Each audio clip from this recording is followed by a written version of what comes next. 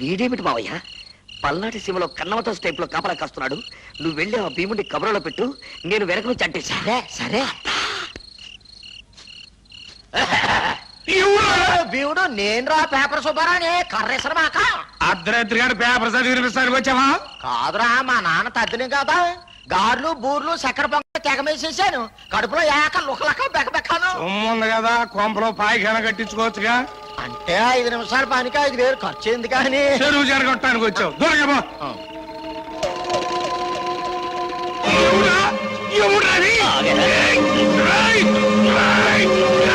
అయిపోయారా భీముడు? రైతులు కూలీలు కలిసి సహకార వ్యవసాయం చేస్తారా? రేపు తెలుస్తుంది రచ్చబండ దగ్గర నేను పెట్టిన చిచ్చు సంగతి. లాక్కురండి రావండి.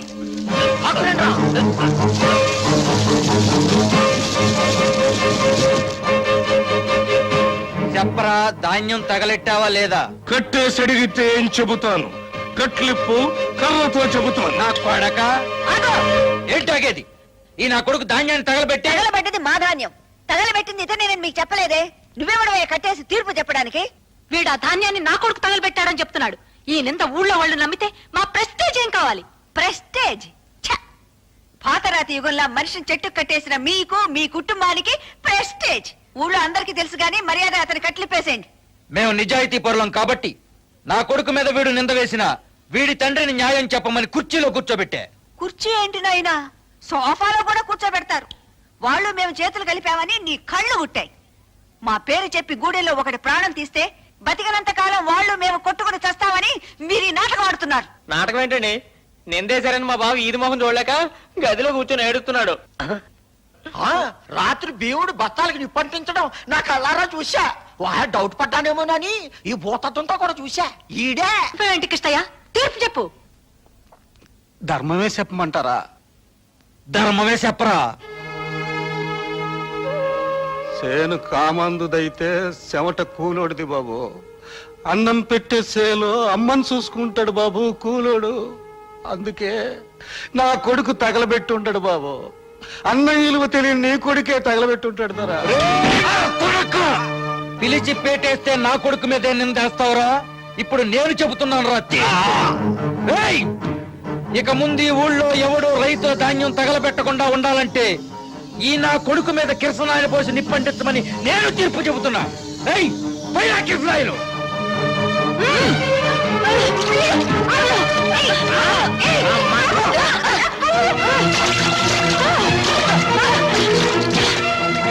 హరిజన మీద కిరసనాలు పోసి ఫైరింగ్ అంట. సర్పంచ్ మొగుడు పని గోయిందా గోయిందా గోయిందా. నువ్వు మనిషివా పశువా? నీకెందుకమ్మా పేదాల గురించి?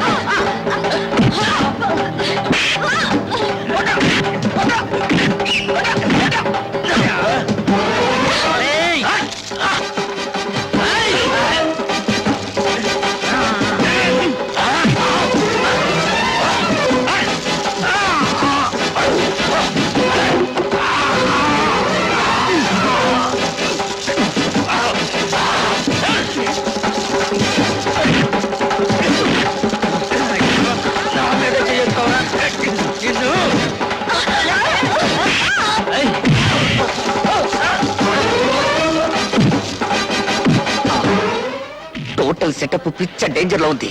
ఇప్పుడు నా తక్షణ కర్తవ్యం వెంటనే వెళ్లి పోలీసులు తీసుకురావడం.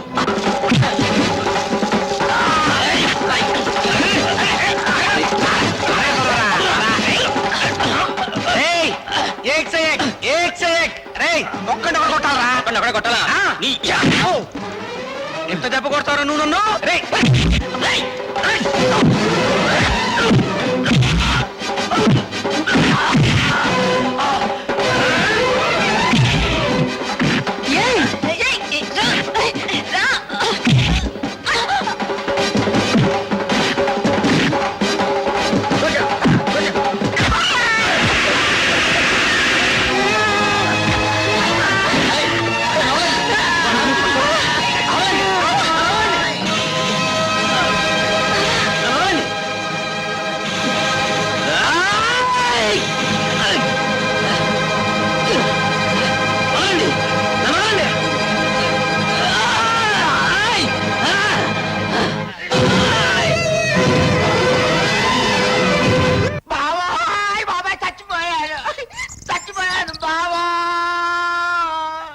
కాసేపు ఓర్చుకో బావా, శివాజీ అరెస్ట్ అయ్యాడుగా. బాబు డాక్టర్, నువ్వు కాళ్ళు ఇచ్చేస్తున్నావా కొట్టుకెళ్తున్నావా? నిలబడాలంటే బొంకిలు ఇచ్చామన్నారు మీ బావగారు. భూమిక పొద్దా, నువ్వు మనుషులు డాక్టర్వా పశువులు డాక్టర్వా?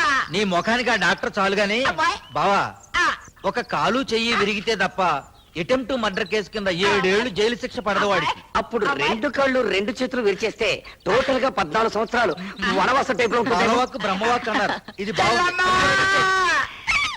నువ్వేనా చెప్పమ్మా? చూడన్నయ్యా, కాళ్ళు చేతులు విరిగితే 6 నెలల్లో అతుక్కుంటాయి. వాడిని జీవితాంతం జైలుకి పంపించాలి కదా, కొంచెం అడ్జస్ట్ చేసుకో అన్నయ్యా. అప్పుడు కానీ నీ పేరు పేపర్లో పడదు మామయ్య. ఏయ్ ఆ?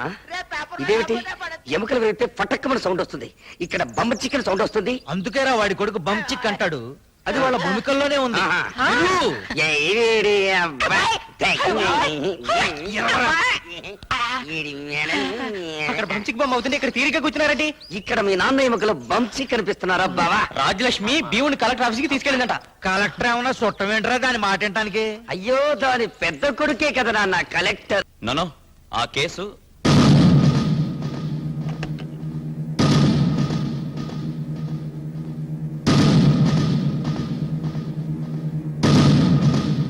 శివాజీని అరెస్ట్ చేశారని తెలుసా? ఇప్పుడే తెలుసుకుంటున్నాను. వెంటనే విడుదల చేయమని చెప్పు. కలెక్టర్ తమ్ముడైనంత మాత్రాన నేరం చేసిన వాడిని వదిలేయమంటేలా? నేరం చేసింది వాడు కాదు. ఏం జరిగిందో తెలుసుకోకుండా ఈ ఎస్ఐ నీ తమ్ముడికి సంకెళ్ళి వేసి తీసుకొచ్చాడు. ఏం జరిగిందో కోర్టులో చెప్పుకోవచ్చు కదమ్మా. ఆహా, ఈయన కలెక్టర్ కదా, ఫస్ట్ క్లాస్ మేజిస్ట్రేటు. ఇదే కోర్టు. చెప్పు భీముడు. నీ తమ్ముడు నన్ను కాపాడుండకపోతే చెట్టు కట్టేసి కిరసనాలు పోసి తగలబెట్టి ఉండేవాళ్ళు. అప్పుడు కళ్ళ ముందు కారం చేడు కనపడుండేది, చెవుల పక్కన ఒక సుండూరు ఇనపడుండేది. ఒక పేదవాడిని ఆటవికంగా చంపాలని చూస్తూ ఉంటే అతని ప్రాణాలు కాపాడటానికి ప్రయత్నం చేసిన నా కొడుకు చేతులకి సంకెళ్ళి వేసిన ఎస్ఐని సస్పెండ్ చేసి వెంటనే శివాజీని విడుదల చేయించకపోతే నీ రూములోనే ఆమరణ నిరాహార దీక్షకు కూర్చుంటున్నాను. అయిపోయాడు. బయట పంపించు. ఇక్కడ కూర్చోకూడదు, తప్పు. తప్ప ఉప్పు సత్యాగ్రహం నాటి నుంచి వస్తుందయ్యా ఈ పద్ధతి. వెళ్ళరా. ఏండే కలెక్టర్ గారు, ఒక్క పూట ఆవిడ కడుపు మండిందంటే ఊరు మొత్తానికి కడుపు మండి ఇక్కడికి వచ్చి పడతారు. సర్కిల్ గారా, నేను కలెక్టర్ని మాట్లాడుతున్నాను. నమస్తే. శివాజీని వెంటనే రిలీజ్ చేసి అసలు ఏం జరిగిందో వెంటనే ఎంక్వైరీ చేయించండి. అటెంప్ట్ మర్డర్ కేసు అంటే 7 ఏళ్ళైనా చిచ్చపడుద్దా? ఈలోగా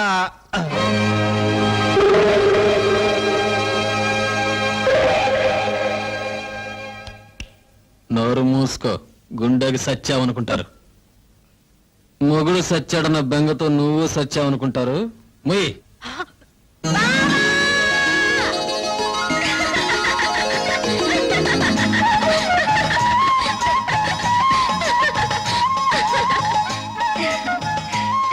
ఏంటలా చూస్తున్నారు? మీరు అరదండాలు వేయిస్తే నేను దండేశానంటానా? మీరు తెగించి తప్పుడు కేసు పెట్టగాలండి, నేను బరి తెగించి దండేస్తే తప్ప? ఇంకా ఎందుకయ్యా అలా గుట్లప్పగించి చూస్తావు? లోపలికి పదా. ఆ, ఆగండి ఆగండి, ఈ ఒక్క సీన్ కూడా చూసేళ్ళండి. అమ్మో, కరెంటు పాస్ అయితే ఇప్పుడు పోలీసులు ఎంక్వైరీకి వస్తారు. నీ కొడుకే తగలబెట్టాడని వాళ్ళతో నువ్వు చెప్పాలి. నేను చెప్పలేను దొరా. 20 ఏళ్లుగా నీకు అన్నం పెడుతున్నా. ఎంత చెప్పరా చెప్పరా చెప్పరా చెప్పరా చెప్పరా? చెప్పకపోతే చస్తావురా కొడక. నా కొడుకు కోసం నేను చేస్తాను. నేను చెప్పను. ఏంటయ్యా ఆడుతూ ఆటలు? చంపే.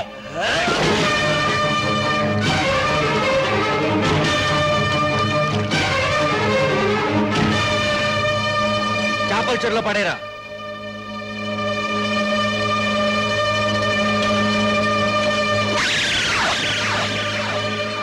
పాపం 20 ఏళ్లుగా పనిచేస్తున్నాడు. చేపల కూర తినాలని చెప్పుంటే ఆయనతో చెప్పి ఇప్పించేదాన్ని కదా.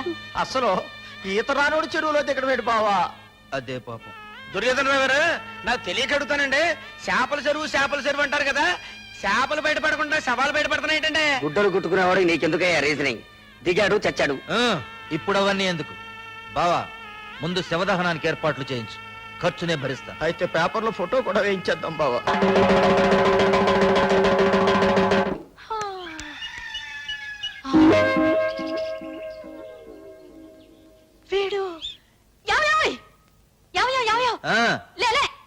ఏంటే నువ్వు గాని ఆ భీముడిని పనిలో పెట్టావా? భీముడా! శివుణ్ణి నేనెందుకు పనిలో పెట్టానే? అక్కడ పని చేస్తున్నాడు. రండి. రే భీముడు, ఆ గేదెలు కుడి తట్టేశానండి. నిన్నెవరు పెట్టాడు రా పనిలో? రూల్స్ అండి. రూల్సా? 6వ క్లాసుకి అన్ని రూల్స్ తెలుసారా నీకు? తెలుసు. ఇప్పుడు ఒక ఎమ్మెల్యే చచ్చిపోయాడు అనుకోండి, ఆయన కొడుకు ఎమ్మెల్యే పొట్టిస్తారండి. ఎందుకు? డబ్బులు సంపాదించుకోవడానికి. అదే ఒక ఉద్యోగస్తుడు చచ్చిపోయాడు అనుకోండి, ఆయన కొడుకే ఉద్యోగం ఇస్తారు. ఎందుకు? కుటుంబాన్ని పోషించుకోవటానికి. అదే పాలేరోడు చచ్చిపోయాడు అనుకోండి, ఆడి కొడుకు కూలి చెయ్యాలండి, చేసినప్పు తీర్చుకోవటానికి. చెప్పరా? అక్కర్లేదు, మీ నాన్న చచ్చిపోగానే మా నాన్న మీ రుణం క్యాన్సిల్ చేశారు. భలేటోరండి, అట కుదరదండి. ఎందుకని బాబు? ఇప్పుడు మా అయ్య చేసిన రుణం నేను తీర్చలేదు అనుకోండి, పైనుంచి కిందకి సరాసరి దెయ్యమై వచ్చి నన్ను పీక్కు తింటాడండి బాబు. వీడు దెయ్యమై మన పీక్కు తింటారు, మన పంచన చేరాడు తల్లి చెల్లి. నువ్వు మొయ్యిరా. అది కాదురా. నేను ఎన్నంటే ఎన్నండి. ఓ అయ్యో, నేను ఇక్కడ పని చేస్తున్నా.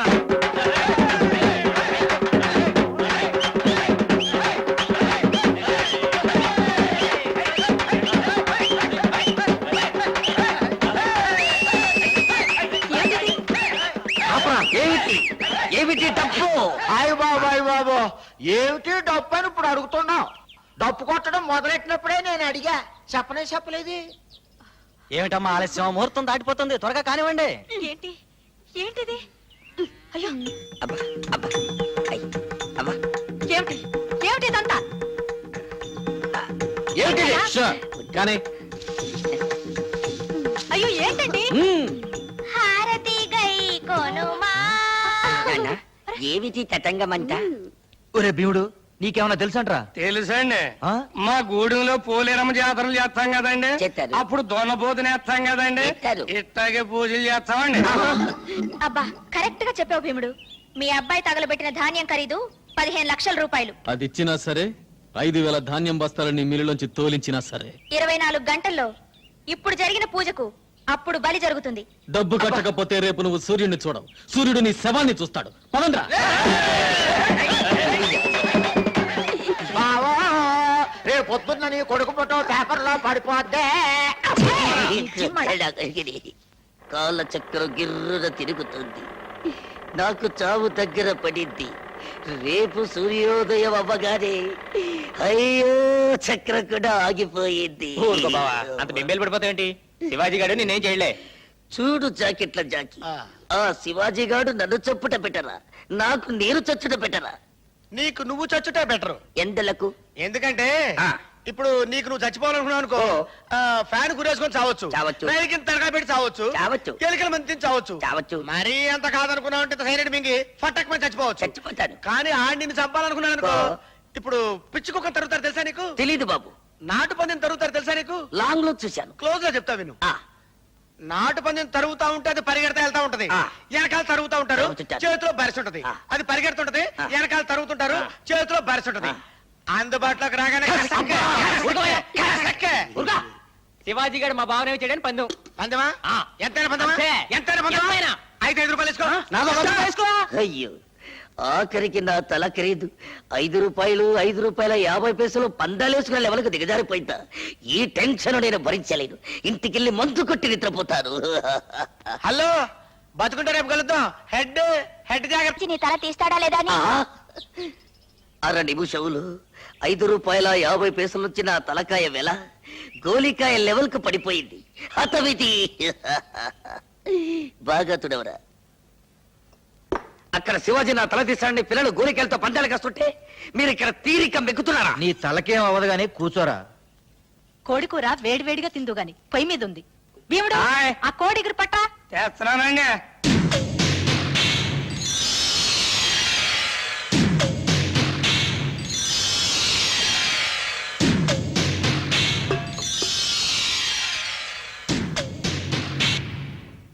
ఏంటా చూపు? ఆ కూర వడ్డించు. వడ్డిస్తున్నానండి. ఆగు. ఆ కూర నువ్వు తినరా. అయ్య బాబు, ఆ సాల్ కూర నేను తింటాం ఏంటండి? ఆసాములు చంపటానికి వండిన కూర రాది. ఆడిని చంపుతున్నట్టు నాటకం ఆడి ఇంటిళ్ళ పాదికి విషం పెట్టి చంపమని నిన్ను ప్రయోగించారు. అందుకే వద్దని నాకు కమతం చేస్తున్నావు. ఏమిట్రా అలా నిలబడి చూస్తావు? కూర తిను. వాడు తిన్న తర్వాత మనం తింటే అది ఎంగిలి కూడు కదా తల్లి చెల్లి. నువ్వు నోరు మూయి. తినరా. అయ్య బాబోయ్, ఇన్నాళ్ళు మా నోటికాడ కూడు దొరల తింటం చూశానండి. దొరల నోటికాడ కూడు మొట్టమొదటిసారి తినబోతున్నానండి. విధి లిఖితం. చూస్తున్నాడు, సెలెక్ట్ చేసుకుంటున్నాడు, ఇక తింటాడు. ఒక ముక్క తిన్నాడుగా, విషయం లేదేమో తల్లి చెల్లి, ఇక మిగిలింది మనం తిన్నాం. ఉండరా, ఇంకో ముక్కలో ఉందేమో.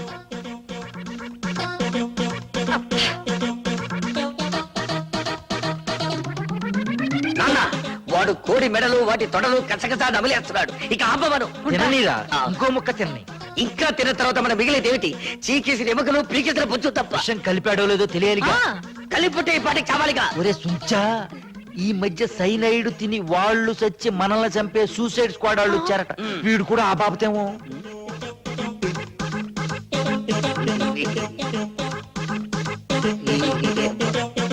ఏమిటో మొత్తం తినేశావమ్మా? పాపం ఈ చిన్ని ముక్క ఏం పాపం చేసిందని దీన్ని మాత్రం వదిలేశావు. లాగించు, పీకి ఒక పీక్. త్రేచాడు లాలా. తిరగబోతే ఈ కూడా వేసే కరివేపాకు లీఫ్ కూడా లేకుండా క్లీన్ గా నాకేశాడు. అపరా నీ కాగ్గోలా, రేపు మళ్ళీ కోడిని కోసుకుందాం. తినటానికి ఈయన ఎక్కడ బతుకుంటాడండి రేప? ఆ శివాజీ బాబు తలకాయ కోసి సంచులు వేసుకెళ్ళిపోతానని చెప్పాడు కదా. కేసు పెడదామా? చిచ్చి, నీ పరువేం కావాలి? ఇలాంటి విషయాలు జరిగేటప్పుడు పరిపాలించే వాళ్ళు ప్రజల్ని డైవర్ట్ చేయాలయ్యా. మీ ఊళ్ళో హిందూ ముస్లిం తగదా పెడదాం. మా ఊళ్ళో ముస్లింలే లేరే. పోనీ పాత ముఖ్యమంత్రి వేలు తనే కోసుకున్నాడా, ఆ కుర్రాడే కోసాడా అని ప్రజల మధ్య ఇప్పుడు చర్చ పెడితే? వాళ్ళు మా వాణ్ణి చంపేస్తారు మహాప్రభో అంటే ఈ సలహాలేమిటండి? అయితే ఒకే ఒక్క ఐడియా ఉంది, దాంతో టాకు మారిపోద్ది. రాజ్యలక్ష్మి కుటుంబంతో సహా ఊరిడి చెల్లిపోద్ది. కాకపోతే చెల్లెలే అని ఆలోచిస్తున్నాను. ప్రాణం పోయే కాడ చెల్లెలు అనుకుంటేలా? అంతేనా? ఉమ్. ఉమ్.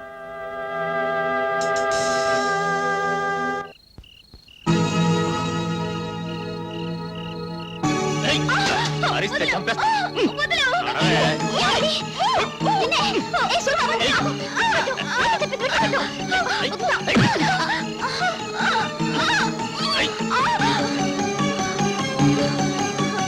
తప్పులు చేస్తున్నారని నోళ్లు పారేసుకుంటున్నా ఆ రాజ్యలక్ష్మి ఆవిడ కొడుకు నోరు మూసుకునే రోజు వచ్చింది.